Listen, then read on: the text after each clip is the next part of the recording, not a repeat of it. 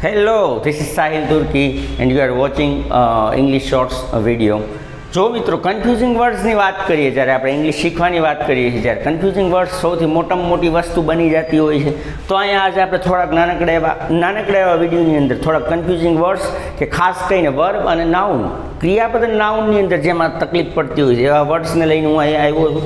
આવા નવા વિડીયો જોવા માટે પહેલાં સૌપ્રથમ વિડીયો જોતા પહેલાં ચેનલને સબસ્ક્રાઈબ કરો, લાઇક કરો અને શેર કરો, જે તમારા માટે રોજિંદા જીવનમાં ઘણી બધી ઉપયોગી વસ્તુ બની જવાની છે. જુઓ મિત્રો, એક્સેપ્ટ બે સરખા લાગતા શબ્દો, એક્સેપ્ટ પણ સ્પેલિંગનો ફરક છે. ACCEPT એક્સેપ્ટ એટલે સ્વીકારવું, EXCEPT એક્સેપ્ટ એટલે વગર યા તો વિના.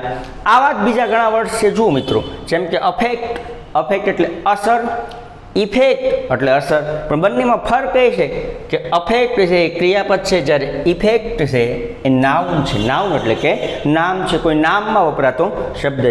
જ્યારે બીજી વાર જોઈએ, એડવાઇઝર, ADVISE, એડવાઇઝ એટલે સલાહ આપવી, ક્રિયાપદ છે.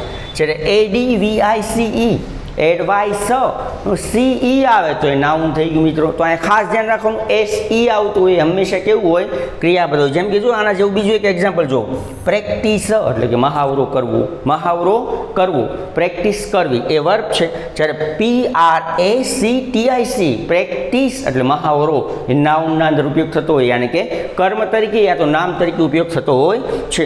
આવા જ તે ઘણા બધા ઇંગ્લિશને લગતી ઘણી બધી શોર્ટ ટ્રિક્સ અને ઘણા બધા ઇંગ્લિશને લગતા ઇઝી ટોપિક્સને શેર કરો તમારા સાથે અને તમારા રોજિંદા વ્યવહારમાં ઇંગ્લિશને સારી રીતે ઇન્વોલ્વ કરો. જોતા રહો યુટ્યુબ ચેનલ અને શીખતા રહો અંગ્રેજી. આભાર.